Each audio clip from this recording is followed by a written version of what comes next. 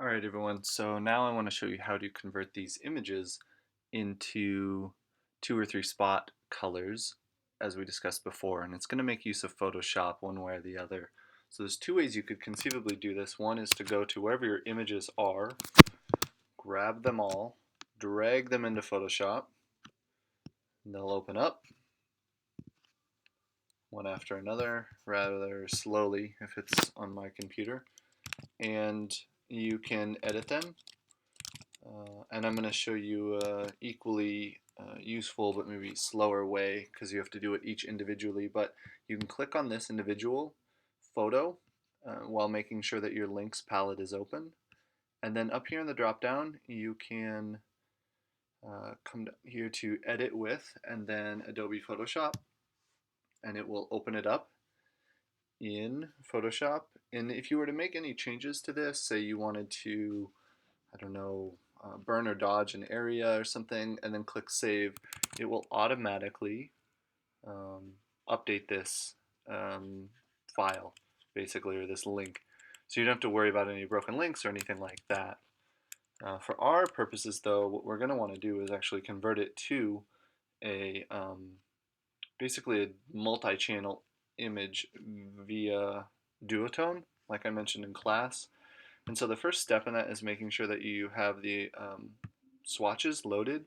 I've already loaded the risograph swatches into Photoshop, but if you haven't already, what you can do is go up here and then you can click load swatches, and as in the previous video for InDesign, it'll pull up the file manager. You'll point it to the riso color squirrely swatches.asc file, and these will pop up.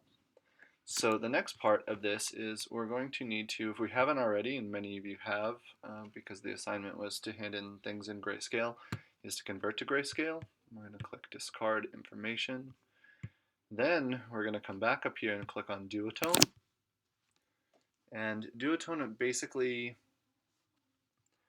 well, first off, it can be really anything. Monotone, in this case, a duotone for 2 colors, tritone for 3, and quadtone for 4.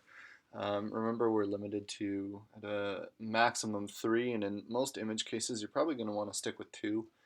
And I'll show you how to do that with 2 right here.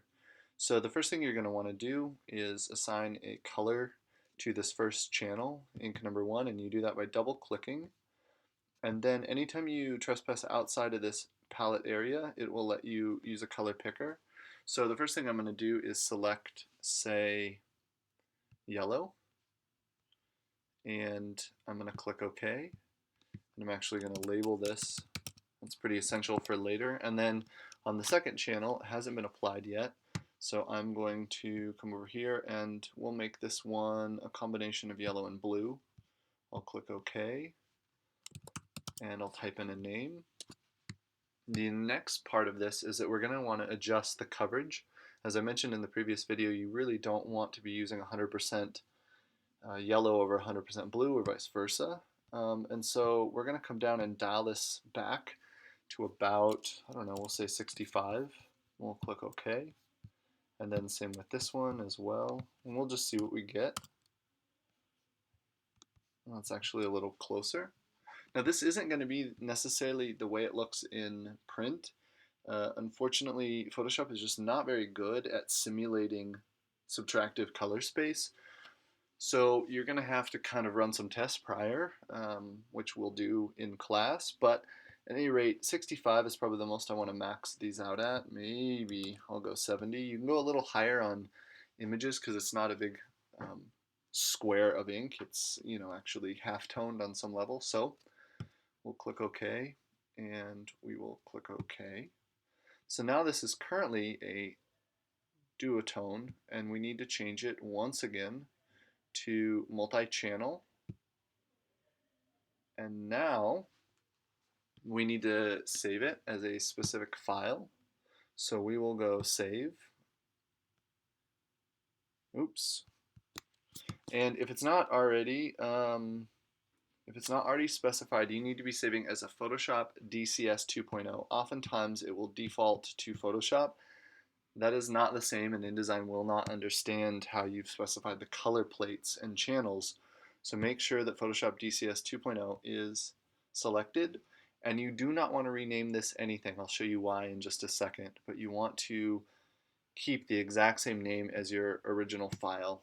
So we're going to click OK, and then finally we are going to click OK. So now when we come back to InDesign, nothing's changed. We haven't changed any of these images, and we'll need to swap them out. Now previously I have gone through, I'll show you real quick, and I've done the conversion to Photoshop DCS files. As you can see, they're all saved as EPS. Encapsulated PostScript is what that means, if you were curious. And so what I'm going to need to do is come back into InDesign, select all my links, and then InDesign has something that's very, very handy. You can say relink file extension. And this is why we had to keep the files the exact same name.